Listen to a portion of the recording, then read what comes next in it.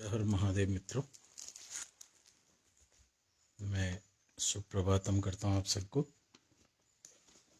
आज हम एक नए विषय के साथ फिर आपके साथ में उपस्थित हुआ हूँ और अभी शायद इस कुछ समय के लिए मैं फेसबुक पे लाइव नहीं आऊँगा। अभी कुछ समय बाद, ये आज इसका आखिरी वीडियो है और इसका कारण आप लोग को भी बता देना उचित समझता हूँ। फेसबुक पे कुछ आप कमेंट्स देख रहे होंगे और अच्छे कमेंट है, पॉजिटिव है, लेकिन कुछ ही बातें हैं कि दिशा थोड़ी सी गलत चले जा रही है। हमारा उद्देश्य सामान्य जन तक, जो सनातनी है, उन तक कुछ तात्विक बातें बतानी है, उद्देश्य था।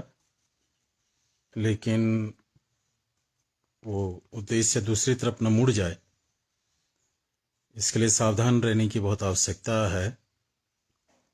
तो फेसबुक पे इस प्रकार के लिए कुछ समय के लिए सस्पेंड रहूँगा, करूँगा इसको, और यूट्यूब के वीडियोस बनाऊँगा, उसके लिए मैं तैयारी कर रहा हूँ। खैर, कल आपने रात्रि को जो लोग मेरे साथ थे, उन लोगों ने देखा कि भगवान सब एक नहीं है। और सनातन धर्म में एक महत्वपूर्ण बात है कि हम भगवान को एक नहीं मानते हैं, भगवान को हम सर्व मानते हैं। सर्व मानने में और एक मानने में बड़ा फर्क है। और सैद्धांतिक और ईश्वर के स्वरूप को जब हम कहते हैं कि ईश्वर एक है, भगवान एक है, तो तब हम भगवान की भगवतत्ता, जो ईश्वर की ईश्वरत्ता है, उसका खंडन कर देते हैं। हम हत्यारे हो जाते हैं। जिसी क्षण किसी के मुंह से ये निकलता है कि ईश्वर एक है, तो उस समय वो उसकी भगवत तत्व को नष्ट कर देता है, समाप्त कर देता है। और ये अल्पज्ञता है, हत्या है एक प्रकार की। और ये हत्या का दुष्परिणाम ये होगा कि आपका जो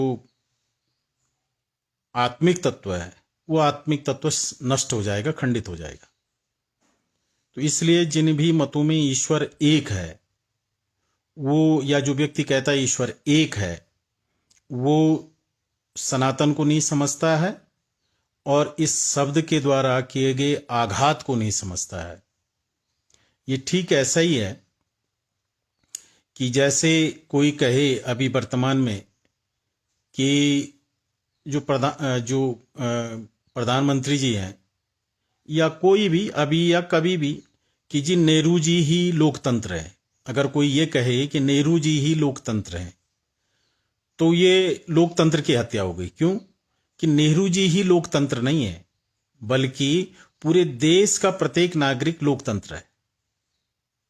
तो जब आप ये कहेंगे कि ईश्वर एक है, तो जो अन्य ईश्वर की अन्य उपस्थितियां हैं, उन उपस्थितियों को आप नकार देंगे।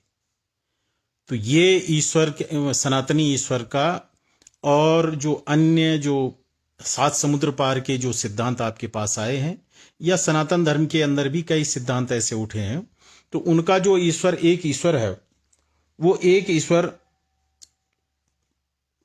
इसी प्रकार का है कि नेहरू जी या कोई भी, मैं एक, आप कोई बोलेंगे आपने नेहरू जी का नाम लिया, माने किसी व्यक्ति विशेष को, कि अगर ये कह दें कि गांधी जी ही लोकतंत्र है, या ये कह दें कि अंबेडकर जी ही लोकतंत्र है, एक व्यक्ति को अगर जब आप कहेंगे, तो लोकतंत्र एक व्यक्ति तो नहीं हो सकता। लोकतंत्र तो लोक का होता है, सभी का होता है। तो उस राष्ट्र के जो लोग नागरिक होंगे, तो प्रत्येक नागरिक की प्रत्येक इकाई मिलकर के ही लोकतंत्र बनेगा। ठीक इसी प्रकार से भगवान की भगवतत्ता, जब आप ये कहेंगे कि ईश्वर एक है, तो ये खंडित हो जाती है। क्या? ईश्वरत्व खंडित हो जाती है। तो ये जो वो है, क्या बोलते हैं, विचार और ज्ञान का जो अभाव है, ज्ञान का जब अभाव होता है, तो तब आप कहते हैं ईश्वर एक है। और जब आपको सचमुच ज्ञान होता है, सचमुच आप सिद्धांत को समझते हैं ईश्वर के, या भगवान के सिद्धांत को, तो ईश्वर सर्व है। सर्व का मतलब all in all. Ishwar all in all है। ईश्वर एक नहीं है, वन नहीं है। तो ये सैद्धांतिक है, जो मैं कल वीडियो आपको बता रहा था। कल वीडियो में जो चर्चा चल रही थी, वो चर्चा का ये आगे का हिस्सा है। फिर एक चर्चा हमारे पराशर जी की वीडियो को लेकर के हुई थी। वो वीडियो किसी कारण से मुझे डिलीट करना पड़ा। तो जो पराशर जी का एक वक्तव्य बड़ा प्रचार में है और है सत्य है, उसमें झूठ नहीं है, कि ब्राह्मण की वृत्ति का जो हरण करता है वो समूल नष्ट होता है। ये सत्य था, है कि या नहीं है इसमें संशय है। पिछले लगभग 1200 सालों से ये सत्य होते हुए नहीं दिख रहा है। दिख इसलिए नहीं रहा है कि आप देख रहे हैं कि ब्राह्मण को लेकर के किस प्रकार के वार्ता, किस प्रकार का सिद्धांत लिए लोग घूम रहे हैं, और किस प्रकार से ब्राह्मणों के द्वारा या वेद के द्वारा स्थापित जो मर्यादाएं हैं उनको किस प्रकार से नकारा जाता है, चाहे वो किसी के भी रूप में नकारा जा रहा है। क्यों हो रहा है ऐसा? ऐसा इसलिए हो रहा है कि ब्राह्मण सिद्ध नहीं कर पाए, नहीं कर पा रहे हैं। तो इसका परिणाम यह है कि हर कोई सिर उठाएगा। ब्राह्मण ने दंड देना छोड़ दिया, ब्राह्मण दंड नष्ट हो गया है। तो ब्राह्मण दंड जब नष्ट होगा तो आप तब अपनी बात को सिद्ध नहीं कर सकते हैं। क्योंकि ऐसा है कि धर्म को सिर्फ आस्था से नहीं चलाया जा सकता, धर्म को सिर्फ संगठन समूह से नहीं चलाया जा सकता, दंड विधान होना आवश्यक होता है। तो सनातन धर्म के भीतर भी दंड विधान है, और वो दंडकर्ता, दंडदाता जो है ब्राह्मण था। ब्राह्मण, अभी आपने देखा कि जो तिरुपति के उधर जो लड्डू में गौमांस या गौ का या जो भी जो चर्बी आदि मिलाई गई लड्डू में, तो उसको लेकर के सिर्फ आंदोलन है, दंड नहीं है। आपर में या जो ब्राह्मण समाज है या जो आस्थावान समाज है, हिंदू समाज, ये आंदोलन कर रहा है और लोकतंत्र के कानून से मांग करता है कि भाई ऐसे लोगों को दंड दें।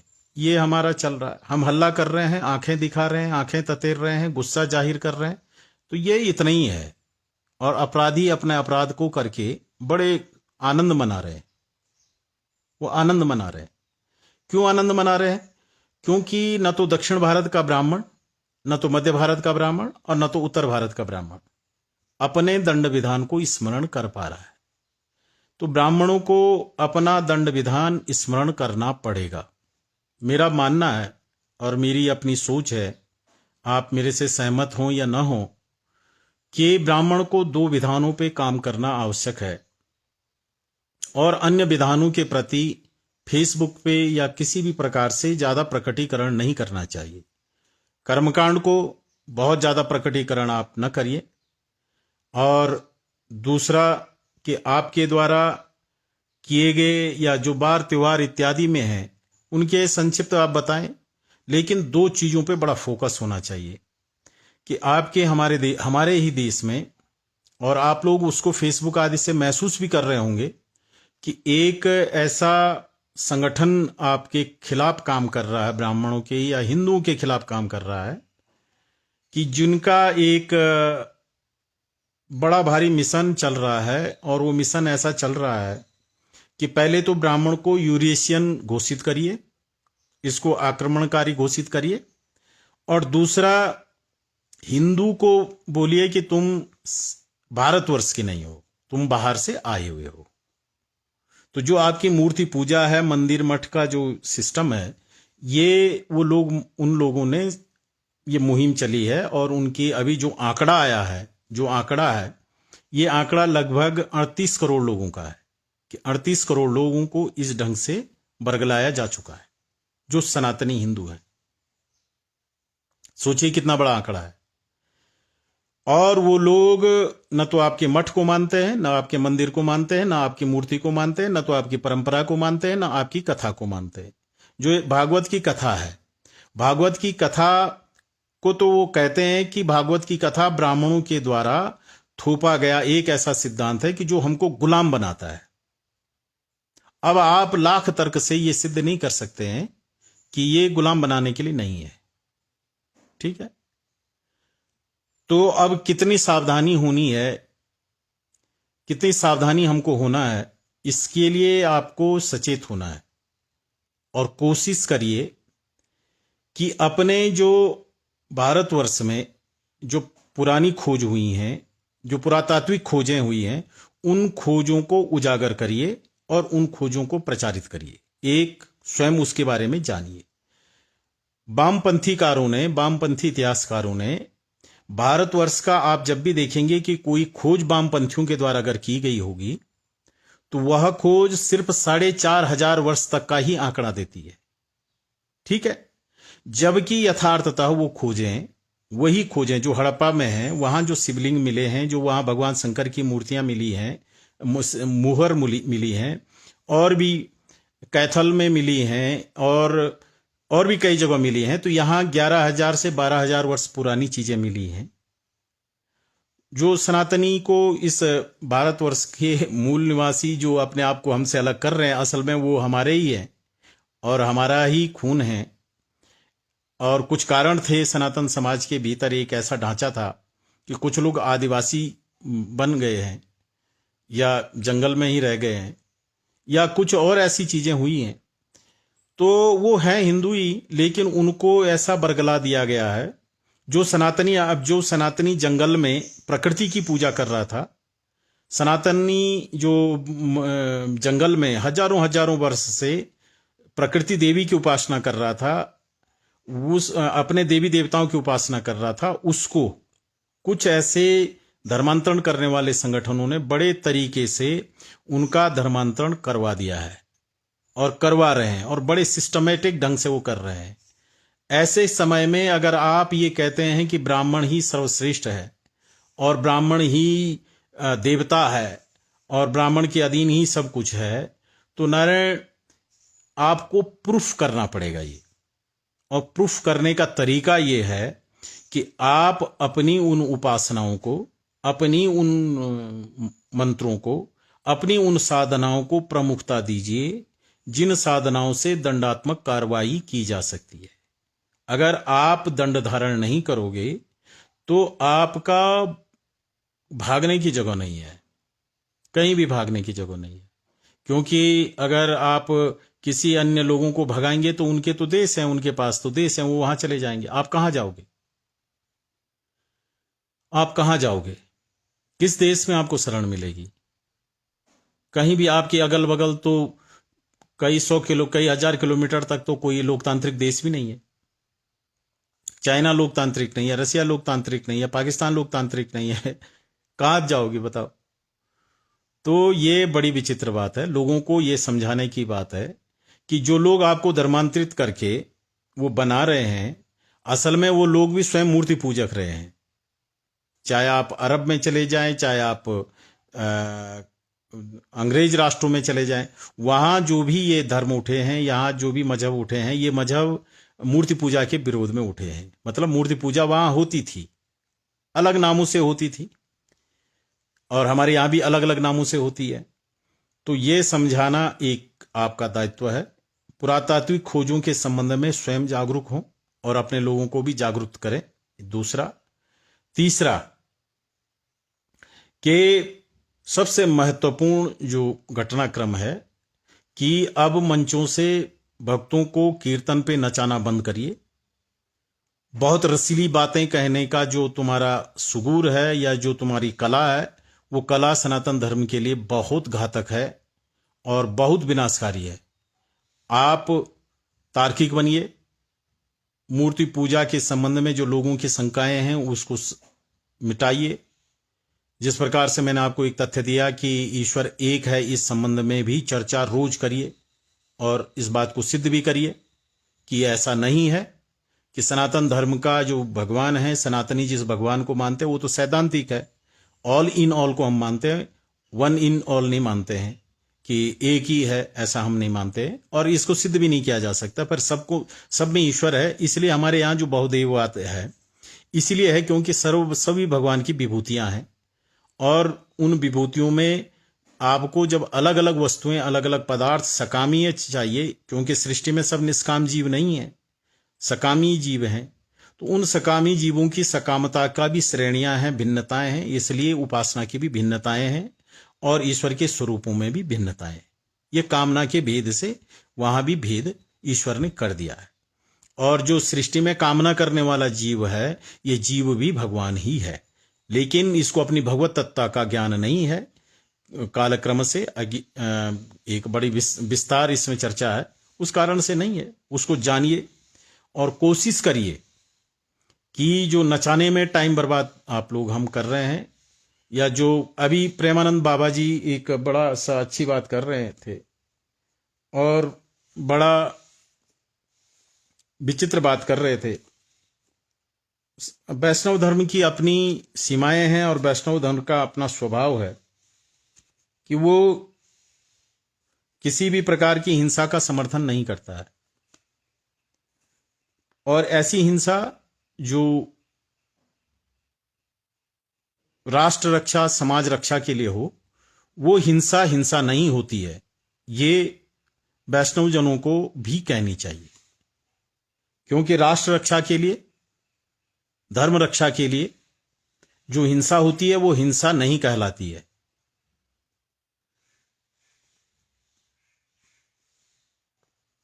तो प्रेमानंद जी ने एक इतना सुपड़ा साफ कर दिया, भावुक भी हैं या जो भी है, उनका अपना सिस्टम है, लेकिन उनका कहा हुआ बड़ा प्रचारित हो जाता है, पर दुष्परिणाम भी हैं। बलि प्रथा एक ऐसी प्रथा थी सनातन धर्म में, जो आज कानूनन या किसी भी रूप से धार्मिक संगठनों के द्वारा, धार्मिक नहीं माने कई जो आधुनिक संगठन हैं उनके द्वारा उसको घृणास्पद मान करके उसका बहिष्कार किया गया है। उचित है या अनुचित है, ये उनके अपने विवेक हैं, समाज ने उसको स्वीकार कर लिया है। लेकिन अगर कहीं चल रहा है, उसको भी अगर घृणित बताने का प्रयास किया जा रहा है, ये मिशन है। और ये मिशन क्यों है, इसके पीछे कारण क्या है, क्यों इसको बढ़ावा दिया जा रहा है? इसके पीछे कोई धर्म रक्षा नहीं है, इसके पीछे कोई मानवीय चेतना का कार्य नहीं है। इसके पीछे कार्य है, कारण है वो लोग जो लोग साइकोलॉजी को समझते हैं, मनोविज्ञान को समझते हैं, ये उनके पीछे कारण है। नारायण, ये ऐसा है कि जब जंगल का शेर का बनता है, जंगल का शेर एकदम शिकार करने वाला नहीं बनता है। आप कभी देखना उनकी जो तरीका है उनके जंगल के शेर का, कि जंगल का शेर की जो माता होती है, जब बच्चे होते हैं तो वो जंगल से किसी एक हिरनी को पकड़ती, उसको पूरा मारती नहीं है, उसको अधमरा करके उन बच्चों के सामने छोड़ देती है। और फिर उनकी वो जो मारने की जो वृत्ति है, वो वृत्ति जागृत होती है और वो बच्चे धीरे धीरे सीखते हैं कि ये शिकार को इस ढंग से मारना है। अब अगर जंगल के शेर के माता बच्चे को शिकार करना न सिखाए, मारना न सिखाए, तो वो जो शेर है वो भूखा मर जाएगा, क्योंकि उसको मारना तो आता नहीं है, घास तो वो खा नहीं सकता है। ठीक है ना? ठीक इसी प्रकार से नारायण, समाज में सनातन धर्म की जो संरचना थी, सनातन धर्म की जो संरचना थी, वो 3 गुणों को मान करके शुरू की गई थी, सत्वगुण, रजोगुण और तमोगुण। ये प्रत्येक मानव के बीच रहते हैं, ये तीनों गुण प्रत्येक मानव में है। आप अगर शुद्ध सत्वगुणी हो गए हैं तो आप अब समाज के लायक नहीं है, माने समाज में रहने लायक नहीं रह गए। आप अगर शुद्ध रजोगुणी हैं तो आप समाज में रह सकते हैं, और तमोगुणी है तो आप समाज में रह सकते हैं। लेकिन जो समाज सिर्फ सत्वगुणियों का हो, जहां सिर्फ सत्वगुण हो, रजोगुण ना हो और तमोगुणी लोग ना हो, तो ये जो सत्वगुणी लोग हैं ये नष्ट हो जाएंगे, समाप्त हो जाएंगे, खत्म हो जाएंगे। और इस सृष्टि में सत्वगुणी, रजोगुणी और तमोगुणी लोग ही होते हैं। अगर सनातनी पूर्णता, मैं वैष्णवाचार्यों से कहूंगा और जो वैष्णव वृत्ति के लोग हैं, जो हिंसा के विपक्षी हैं, मैं उनसे कहूंगा कि अगर आप शुद्ध सत्वगुणी ही सनातनी को बनाओगे तो आप सनातन धर्म को कुएं में धकेल रहे हो और सनातन धर्म की हत्या आपकी अपने हाथों से कर रहे हो। या तो पूरी संसार को आप सत्वगुणी बना दो, तब तो बात बन सकती है। लेकिन सिर्फ सनातनी को आप सत्वगुणी बना रहे हो तो बात, ये एक प्रकार का षड्यंत्र है। इस षड्यंत्र को प्रेमानंद जी जैसे महाराज लोग नहीं समझ पाते हैं, क्योंकि वो सत्वगुणी लोग हैं। और एक तरफा चिंतन जो होता है वो बड़ा घातक होता है। समाज को, अगर आप कोई घर परिवार है और समाज है, मोहल्ला है आपका, उस मोहल्ले में सब सत्वगुणी लोग हों, तो उस मोहल्ले में आकर के कोई भी तमोगुणी व्यक्ति आकर के एक ही रात में डंडा बजा करके सब सत्वगुणी को निकाल भगा सकता है, क्योंकि आप सब सत्वगुणी हैं। सत्वगुण वाद विवाद नहीं करता, झगड़ा खून खराबा नहीं करता है, वो निकल भागने का ही उसके पास रास्ता है। उसके पास उग्र वृत्तियां नहीं है, उसकी वृत्तियां शांत वृत्तियां हैं। तो उसका परिणाम क्या है कि सत्वगुणी व्यक्ति को भागना पड़ेगा। ठीक है। रजोगुणी व्यक्ति अगर है, रजोगुणी का व्यक्ति का मतलब है ऐश आराम, पैसा कमाना, सुख ही प्राप्त करना, यह रजोगुणी व्यक्ति का कार्य है। अगर वहां मोहल्ले में सब व्यापार करने वाले ही लोग हैं, पैसे ही वाले लोग हैं, पैसे ही कमाने वाले लोग हैं, तो वहां भी अगर कोई, क्योंकि समाज तो तमोगुण से भी युक्त है और भारतवर्ष तो इस समय कितने तमोगुण से युक्त है वो तो आप लोगों को दिखता ही है ना। ये वही भारत है। आप तो देख तो रहे हैं टीवी चैनलों पे, आप देख तो रहे हैं कि कितना उत्पात मचा हुआ है। सब तमोगुण का कार्य है। और तमोगुण का इतना कार्य है कि आपके प्रसाद में भी जो है मांस मिला दिया गया है। ये तमोगुण का ही तो कार्य है। सत्वगुणी तो ऐसा नहीं होता है। सत्वगुणी तो षड्यंत्रकारी नहीं होता है। सत्वगुणी तो वो नहीं होता है। ईश्वर को इससे फर्क पड़ता है कि नहीं पड़ता है तमोगुण? भाई ईश्वर तो सर्वभक्षी है, अग्नि सर्वभक्षी है, अग्नि सर्वभक्षी है। लेकिन हमारे यहां कैटेगरी है कि हम सर्वभक्षी ईश्वर को नहीं करते हैं उपासना। क्यों? अगर सर्वभक्षी ईश्वर की उपासना करोगे तो उसके कई दुष्परिणाम है उपासना के संबंध में, उपासना के विषय में। इसलिए हम सतोगुणी ईश्वर का उपासना करते हैं। हमारे तो तमोगुणी ईश्वर भी हैं, ठीक है ना, रजोगुणी ईश्वर भी हैं और सर्वभक्षी ईश्वर है। अग्नि जो उपासना है, अग्नि उपासना, नारायण अग्नि तो सर्वभक्षी है। मल मूत्र भी को भी भस्म कर देते हैं, जंगल को भी भस्म कर देते हैं और यज्ञ हवन की आहुतियां भी ग्रहण करते हैं। चूल्हे में भी जलते हैं, हवन कुंड में भी जलते हैं और मुर्दे को भी जलाते हैं। सर्वभक्षी हैं। ईश्वर भी ऐसे सर्वभक्षी हैं। उनको किसी से कोई फर्क नहीं पड़ता है कि क्या खाना क्या नहीं खाना, वो सर्वभक्षी हैं। सबको काल जो है, काल नाम के जो ईश्वर हैं, किसको नहीं खा रहे हैं? वो गाय को नहीं खा रहे हैं। काल नाम के ईश्वर भैंस नहीं खा रहे हैं, किसका उम्र नहीं खा रहे हैं, सबको खा रहे हैं। फर्क हमें पड़ता है, फर्क हमें पड़ता है। क्योंकि अगर मैं तमोगुण, रजोगुण, सत्वगुण, तीनों गुणों के ईश्वरों का अगर उपासना करने लग जाऊंगा तो मेरे जीवन से ये तीनों गुण कभी नहीं जाएंगे और मैं मुक्ति अवस्था को प्राप्त नहीं होऊंगा। क्योंकि मैं अल्पज्ञ हूं, मेरी अल्प सामर्थ्य है। ईश्वर तो सर्वसमर्थ है। जो भगवान है वो सर्वसमर्थ है, वो तो कुछ भी कर सकते हैं। उनके लिए किसी के लिए कोई भेद नहीं है। धर्म में जब आएंगे वो, तब धर्म में वो भेद करेंगे। गाय को पूज्य मानेंगे, ब्राह्मण को पूज्य मानेंगे, वेद को पूज्य मानेंगे, अन्य को पूज्य मानेंगे, अन्य में ईश्वर देखेंगे। जब वो सीमाबद्ध होंगे, जब वो धर्म की सीमा में आएंगे, तब उनको धर्म मानना पड़ता है। और जब वो धर्म की सीमा से बाहर होते हैं ईश्वर, तब वो सर्वभक्षी, सर्वकर्ता सब कुछ है। तो नारायण, मैं ये कह रहा था कि सनातन धर्म को जो सत्वगुणी बनाने का जो कुचक्र है, ये कुचक्र हमको खा गया है। और ये कुचक्र कहां से शुरू हुआ? ये कुचक्र हुआ बौद्ध काल से। ये बौद्ध काल में ये कुचक्र शुरू हुआ और आज तक वो कुचक्र चल रहा है सनातनी को सत्व बनाने का, सात्विक बनाने का गुण। बौद्ध काल में आप कल्पना करें, अशोक जैसा चक्रवर्ती सम्राट जो पूरे भारतवर्ष में जिसने राज्य स्थापित कर दिया, हजारों करोड़ों लोगों को मार काट करके उसने एक सनातनी हिंदू राष्ट्र स्थापित कर दिया। उस व्यक्ति ने तलवार छोड़ दी और बौद्ध धर्म अपना लिया। परिणाम क्या हुआ कि एक सशक्त राजा जब तलवार छोड़ दिया, दंड छोड़ दिया, और उसने एक अदृश्य टाइप का जो है सत्वगुण माने अहिंसा नाम का जो अपरिभाषित अहिंसा ग्रहण कर ली, उसका परिणाम ये हुआ कि क्षत्रियों ने तलवार छोड़ दी, समाज उदंड हो गया नाना प्रकार के। फिर उसके बाद क्या तमाशा हुआ वो आज तक चले आ रहा है। बीच में जो वैष्णव आचार्यों का जो चला आंदोलन, ये वैष्णव आंदोलन ने भी बड़ा नुकसान सनातनी समाज की, जो उग्र सनातन समाज में जो तमोगुण, जो रक्षक तमोगुण था, रक्षक जो रजोगुण था, उस रक्षक रजोगुण और उस रक्षक तमोगुण का नाश कर दिया और सनातनी हो गया भयानक अहिंसक। फिर गांधी जी ने उसके ऊपर इतना तड़का लगाया और इतना मसाला उसमें लगाया कि तो अब तो इतना हो गया हमारा सत्वगुण वृद्ध कि एक गाल पे आप थप्पड़ मारो तो दूसरी गाल आगे कर दो। क्यों? गांधी जी जबकि हिंदू नहीं थे, गांधी जी तो जैन थे।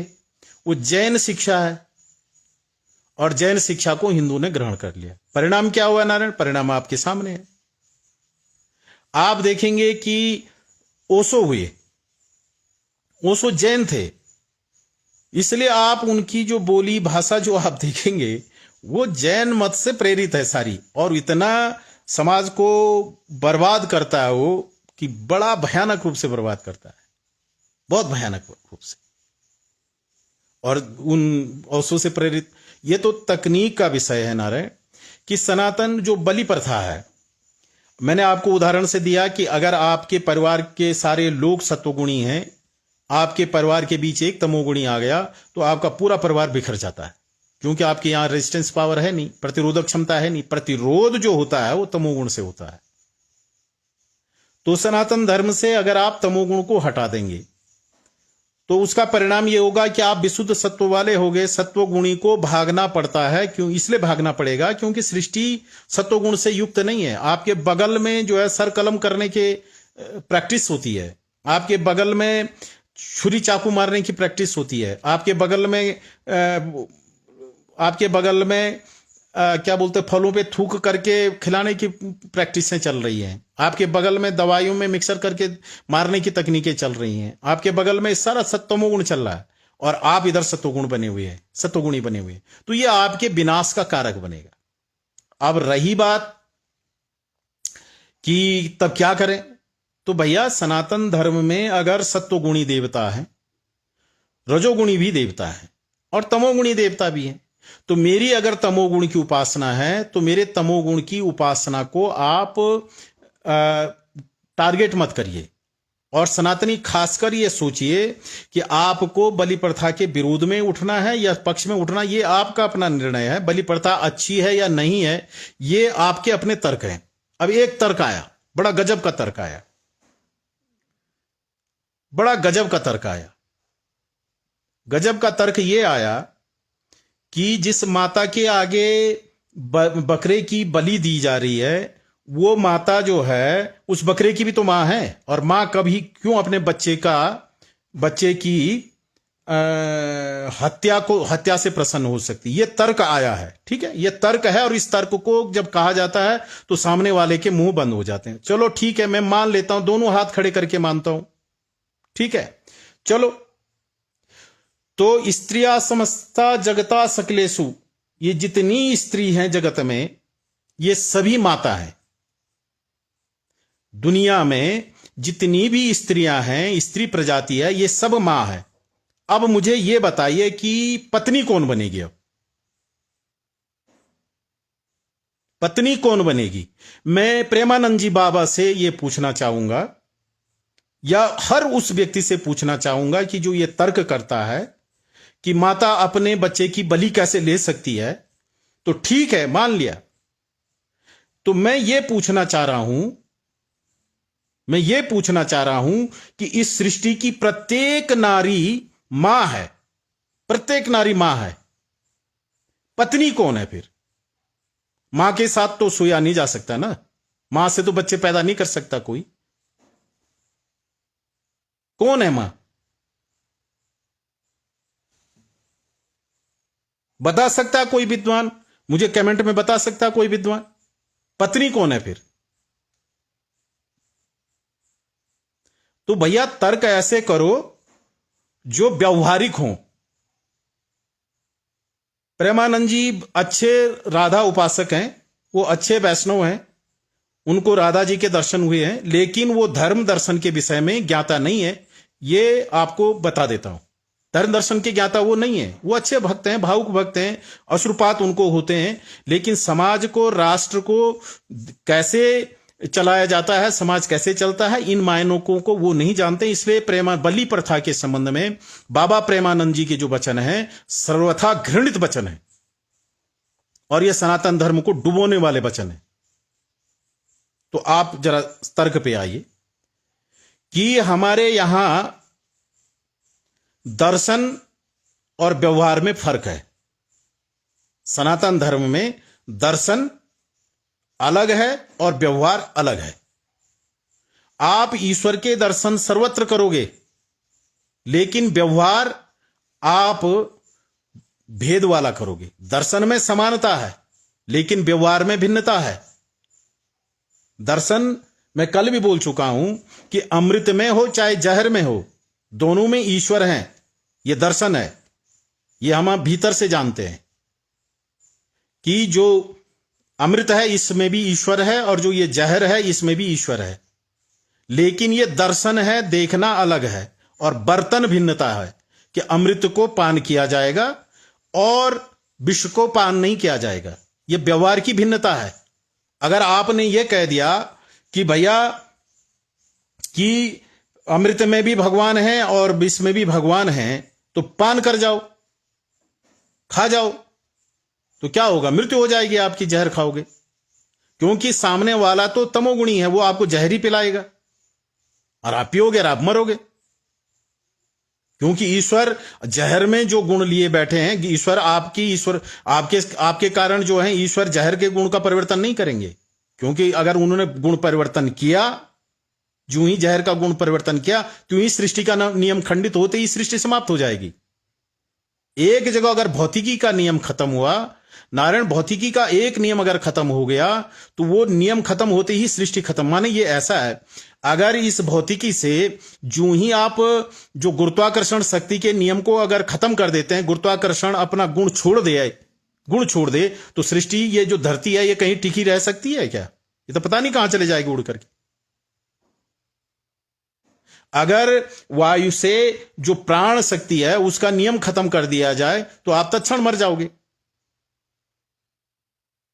तो इसलिए वायु में ईश्वर वायु के गुणों को धारण करके रहते हैं, जल में जल के गुणों को धारण करके रखते हैं, गुरुत्वाकर्षण शक्ति में गुरुत्वाकर्षण का नियम धारण करके रखते हैं।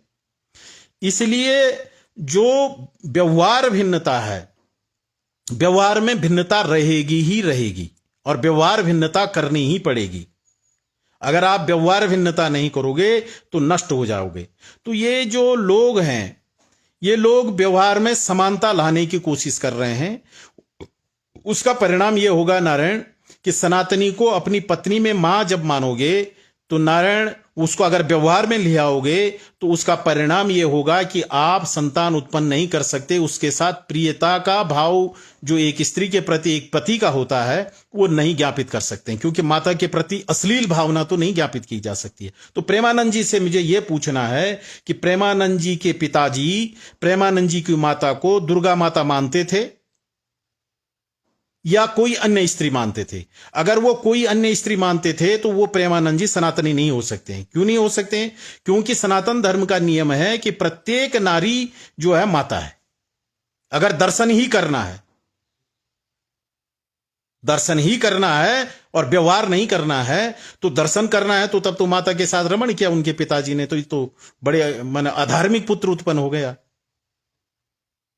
नहीं हो गए। तो व्यवहार भिन्नता आपको व्यवहार भिन्नता माननी पड़ेगी। और मानते हैं सनातनी, आज से नहीं सदियों से जानते हैं। हम प्रत्येक नारी में, चाहे वो अपनी पत्नी है चाहे कोई भी है, उसमें देवी का रूप मानते हैं, लेकिन व्यवहार भिन्नता को भी वेद ने दिया, क्योंकि ऐसा है, ये जो मनुष्य है ये अतिवादी है, सर्वत्र भगवान के चक्कर में एक गू खाने शुरू कर देगा, इसलिए व्यवहार भिन्नता करनी पड़ती है। सर्वत्र ईश्वर के चक्कर में ये कीचड़ खाना शुरू कर देगा, इसलिए व्यवहार भिन्नता है।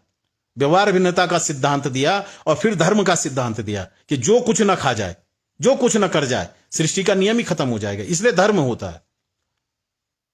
उसी धर्म के तहत कि समाज सिर्फ सत्वगुणी लोगों से युक्त होगा, समाज सिर्फ रजोगुणी लोगों से युक्त होगा और तमोगुण से युक्त नहीं होगा, तो वो समाज समाप्त हो जाएगा। और सनातन धर्म से तमोगुण को मिटाने का जो ये कुचक्र है, दुष्चक्र है, इस दुष्चक्र ने अच्छे अच्छे ब्राह्मणों का दिमाग खराब कर दिया, अच्छे अच्छे चिंतकों का दिमाग खराब कर रखा है कि अरे भैया, बिना त्रिगुण की संयुक्ति से, बिना त्रिगुणों के ईश्वर सृष्टि का निर्माण नहीं किए, बिना त्रिगुणों को लेकर के आप समाज का निर्माण कैसे कर दोगे और कैसे करने में सक्षम हो। और आप देखेंगे कि सिर्फ सत्वगुणी समाज के निर्माण का दुष्चक्रिय है नारायण, कि आज सनातनी अपने हितों की रक्षा नहीं कर सकता है, आज सनातनी अपने लोगों की रक्षा करने के लिए हथियार नहीं उठाता, क्योंकि वो सत्वगुणी बना दिया आपने। तो नारायण, अगर आपने देवी देवता देखे होंगे, देवी देवता देखे होंगे, अगर उनमें सत्वगुण को दिखाते हुए आशीर्वादात्मक हाथ है, ठीक है ना जी, ठीक, धन बरसाते हुए एक हाथ है, रजोगुणी हाथ है, समृद्धि देने वाला हाथ है, रजोगुण वाला हाथ है, तो तमोगुण वाले हाथ भी हैं जिनमें हथियार रखा हुआ है, वो रक्षा के लिए है, तमोगुण रक्षा में प्रयुक्त होता है। तो सनातन धर्म की जो तमोगुणी प्रैक्टिस है, तमोगुणी जो अभ्यास हैं, उन अभ्यासों को आप हटा देंगे, सिर्फ सत्वगुणी अभ्यास आप करवाओगे, तो आप सनातन धर्म को धकेल रहे हो, गड्ढे में धकेल रहे हो। अब रही बात कि माता अपने, भैया माता के तो सभी पुत्र हैं, माता का कौन पुत्र नहीं है? क्या मुस्लिम पुत्र नहीं है उस माता का? क्या ईसाई पुत्र नहीं है उस माता का? कौन उस माता का पुत्र नहीं है? एक क्षत्रिय दूसरा क्षत्रिय राजा है, दोनों क्षत्रिय राजा हैं, आपस में युद्ध हो रहा है और उनके इश्यूज हैं, उनके युद्ध हो रहे हैं, तो वो युद्ध तो नाजायज हो जाएगा ना। तो क्या वो लोग बेवकूफ थे कि दोनों मां के बेटे लड़ रहे थे? बेवकूफ थे वो। तो नारायण दर्शन अलग है, माता के पुत्र सभी हैं, कौन इस सृष्टि में नहीं है। नारायण, जो ये एक मूली आप काट रहे हैं घर के भीतर, वो मूली भी तो उसी माता की पुत्र है। आपकी दृष्टि में तो मूली दिख रही है, लेकिन यथार्थ में तो वो मूली माता की उत्पत्ति है और माता का पुत्र है। आप जो घर में कद्दू काट रहे हैं, ये कद्दू भी तो माता का पुत्र है। आप घर में जो लौकी काट रहे हैं, ये लौकी भी तो माता का पुत्र है। आप बोलेंगे खून नहीं है, किसने नहीं खून? रंग देखने से ही खून होगा, लाल रंग का ही खून माना जाएगा। आप घर में हरी पत्तियां काट रहे हैं, वो भी तो माता का पुत्र है। आप जो चावल का दाना है जिसके भीतर जीवन है, जो बोएंगे और उसमें एक पौधा निकलता है, आप उसको कूट कूट करके उसका छिलका निकाल करके उबाल करके खा रहे हो, ये भी तो माता का पुत्र है। कहां नहीं है माता का पुत्र? बताइए। मानव प्रजाति जिन जिन आहारों को कर रही है, उन सब आहारों में माता है, माता के पुत्र है। तुम तो माता के पुत्रों को तो खाए जा रहे हो, और बकरी की जब बारी आई तब बोला नहीं जी ये तो माता का पुत्र। भेद क्यों भैया? या तो सभी माता के पुत्रों को जो है खाना बंद करो, सभी माता के पुत्रों को खाना बंद करो, बंद करिए। अच्छा गजब ये है, वही बकरा आप जो जब मटन की दुकान से लाते हैं तब वो माता का पुत्र नहीं होता है, सिर्फ मंदिर में ही जाकर के माता का पुत्र होता है। अच्छा गजब यह, क्या माता सिर्फ मंदिर में ही है, बाजार में नहीं है? वो तो सर्वव्यापी है। मतलब यह है कि मंदिर में ही उसको बकरे का गर्दन कटते हुए दिख रहा है, इराक में जो गर्दन कट रही है बकरे की वो नहीं दिख रही है क्या? सब जगह दिख रही है उसको। कहां नहीं दिख रही है और कहां उसकी दृष्टि नहीं है? तो मतलब माता बाजार में जब बकरे को काटेंगे तब उसको दर्द नहीं होगा, मंदिर में जब काटेंगे तब दर्द होगा। यही तो सिद्ध कर रहे हैं आप।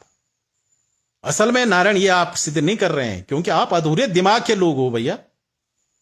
तो सनातन धर्म में, और मैं इसको और भी ज्यादा आगे ले जा सकता हूं तनिक उससे, पर यह बात मैं आपको दावे से कहता हूं कि यह सनातन धर्म की तमोगुणी प्रैक्टिस है, तमोगुणी देवता हैं। और अगर आपके समाज से तमोगुणी देवताओं को, तमोगुणी स्वभाव को अगर आप हटा देते हैं तो आपका समाज नष्ट हो जाएगा, और नष्ट हो रहा है नारायण। आपके जुबान नहीं है आपके कि आप अपने पक्ष में दो बातें कह सके सनातन धर्म के, क्योंकि आपके भीतर सत्वगुण का इतना उद्रेक कर दिया गया है। सत्वगुण क्या बोले, भयानक रजोगुण व्यक्ति बन गए हैं आप, कि आपके भी सत्वगुण होता तो बुद्धि विकास होता, थोड़ा सा धर्म का बाहर नहीं होते, तम भयंकर रजोगुण संयुक्त हो गए आप, भयानक अदृश्य गुण आपने उत्पन्न कर दिया है।